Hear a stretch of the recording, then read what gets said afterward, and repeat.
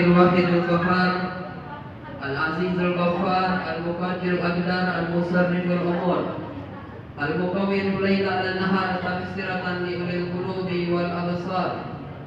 أشهد أن لا إله إلا الله الواحد الصمد العزيز الحكيم، وأشهد أن سيدنا ونبينا محمدا عبده ورسوله وحبيبه وصفيه وخليله أفضل المخلوقين وأكرم السابقين والأحسن. أما بعد، اللهم صل وسلم على سيدنا محمد الطيب المطيب الحبيب المصطفى المقرب صلاة تنال المقاصد والمطلب. أما بعد. Bapak-bapak, ibu-ibu yang dirahmati oleh Allah Subhanahu wa taala, para wali santri, para majelis guru, pimpinan MDA Purwana. Di sini juga ada ustadz influencer ya, YouTuber, sama-sama kita cintai. Silakan diikuti YouTube-nya. Ya, Ibu, adik-adik, para wisudawan dan wisudawati yang jebolan dari musim pandemi, ya kan? Wisudanya pandemi kan? Nah, jebolan pandemi, nggak apa-apa. Semuanya gitu, pandemi S1-nya pandemi, kamu juga MDA-nya walaupun pandemi. Alhamdulillahirabbil alamin, pada hari ini yang berbahagia yang insyaallah dirahmati oleh Allah Subhanahu wa taala, sama-sama adik-adik, halo. Nah, sama-sama kita sini melakukan daripada khatmul Al-Quran, khataman Al-Quran. Nih, pentingnya kita merayakan, berkumpul, menyambut, merayakan daripada khataman Al-Quran. Sebab Al-Quran ini, khatam Al-Quran ini bukan ajaran akhir-akhir sekarang. Dari zaman dulu udah ada namanya khataman Al-Quran. Wisuda itu udah ada sebenarnya. Apa kata Nabi Muhammad SAW? Man qara'a al-Quran wa amila bihi aljallahu walidayhi yaumal qiyamati lahu ahsana min dawi syamsi. Kalau seandainya ada seseorang yang membaca Al-Quran, khatamin Al-Quran, mengamalkan isi Al-Quran, maka nanti kelak kalian punya kedua orang tua nanti dipakai topi wisuda juga. Nih, sekarang hari ini anak kita pakai topi wisuda.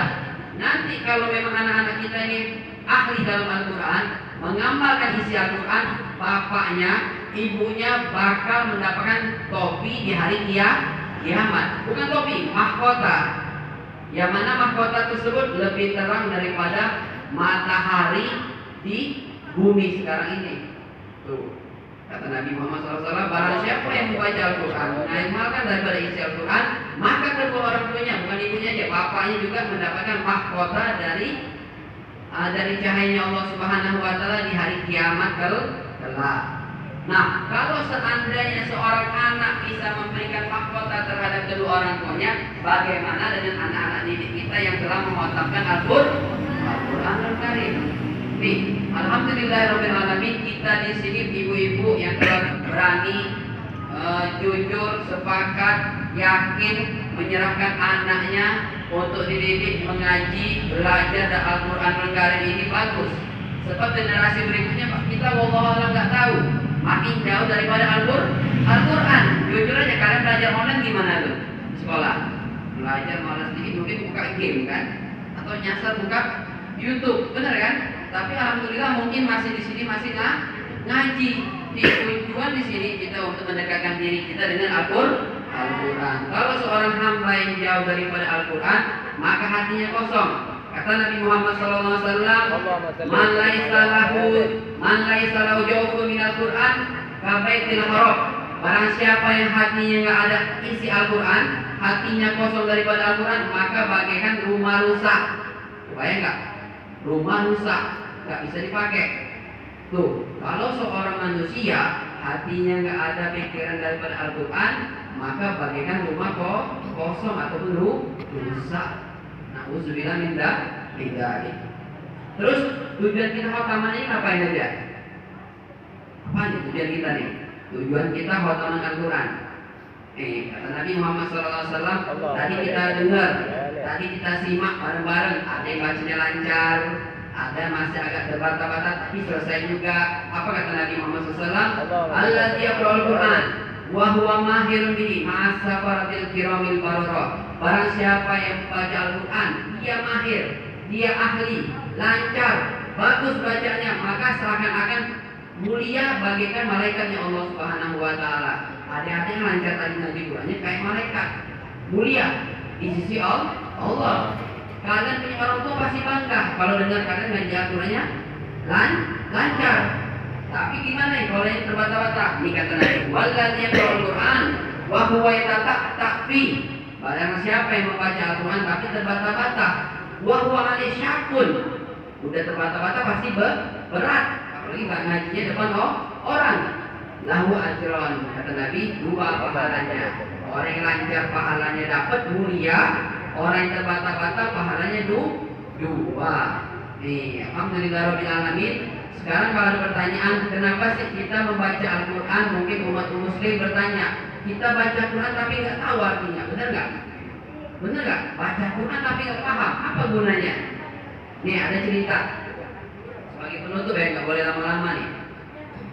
Sebagai penutup, ada seorang cucu laki-laki bertanya kepada kakeknya, wahai kakekku, kami membaca Al-Quran tapi nggak paham daripada isi Al-Quran. Baca Fatihah, baca surah Ad-Duha ke bawah sampai surah An-Nas. Tadi Ustadz juga baca doa nggak paham, ya kan? Baca Quran sampai 30 juz, 4 tahun kita belajar di MDA tapi nggak paham. Apa sih gunanya wahai kakekku? Seorang cucu bertanya kepada kakek. Halo? Ada kakek kan? Nah, bayangin kalian bertanya nggak ada, meninggal ya? Nah, ya ada lah, walaupun sudah meninggal. Cucunya bertanya kepada kakeknya, bukan pada ibu, pada kakek. Wahai kakekku, gimana kita membaca Quran tapi nggak paham daripada isi makna Al-Quran. Lantas kakek nggak jawab dengan pakai hadis, pakai Quran, pakai yang lain. Kakeknya nyuruh anaknya ngambil keranjang buah. Nah, keranjang buah, pernah lihat keranjang buah? Nah, dia bolong-bolong kan? Keranjang buah itu bolong-bolong. Disuruh cucunya untuk ngambil air. Jauh tapi disuruh ngambil air, disuruh bawa ke depan kakek. Ketika diambil itu keranjang buah untuk ngambil air, kira-kira dapat nggak airnya? Enggak, karena keranjangnya bolong. Ya kakek, aku di sini nanya tentang Al-Quran, paham nggak paham maknanya, tapi kenapa kita umat Islam disuruh baca Al-Quran? Tapi kakek nyuruh ngambil air, nyambung nggak? Nggak nyambung, ya kan? Nggak nyambung. Akhirnya gimana? Terus sampai 3 kali anaknya disuruh bolak-balik, cucunya sampai 3 kali bolak-balik. Marah ini anak, kesel kan? Kesel, wahai kakek, gimana nih? Yang ditanya Quran, yang dijawab ngambil air. Apa kata kakeknya? Coba wahai cucuku lihat apa yang terjadi dengan keranjang. Dilihat, B aja kan? Biasa aja kan? Nah, di bahasa anak sekarang nih, B aja. Biasa aja wahai kakekku. Gak ada yang berubah. Coba perhatikan lagi. Diperhatikan. Ternyata keranjang tadi kotor. Ketika keranjang tadi diambil pakai air, lama-lama bersih. Intinya apa? Kesimpulannya, hati orang yang paham nggak paham daripada membaca Al-Quran, mau nggak mau pasti bersih. Nih, jadi orang yang baca Al-Quran pasti hatinya lama-lama bakal bersih. Kalian yang sudah khotam sekarang jangan stop. Mentang-mentang sekarang khotam Al-Quran, nanti ketika anak SMP berikutnya mesti ngaji lagi.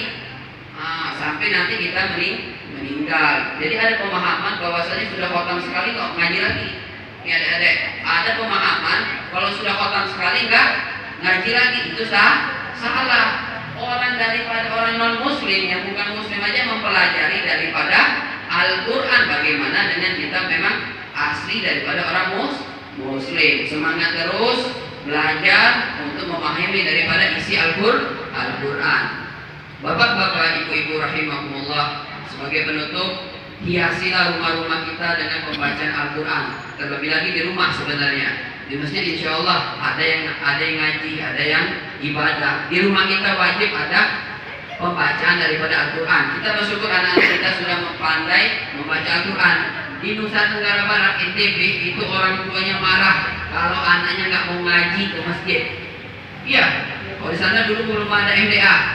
Anaknya kalau libur sekolah, bolos sekolah SD, masih orang tuanya masih toleransi, masih bolehin.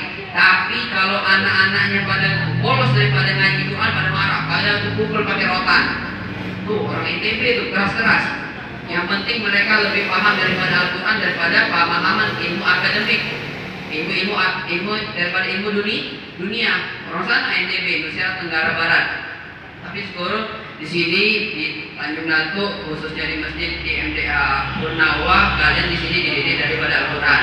Penutup hadis terakhir, kata Nabi Muhammad SAW, Iqra'ul Quran fi buyutikum, bacalah Al-Quranul Karim di rumah-rumah kalian. Nih, ngajinya jangan aja di masjid, jangan aja di MDA, ngaji juga di rumah, jadiin wiritan.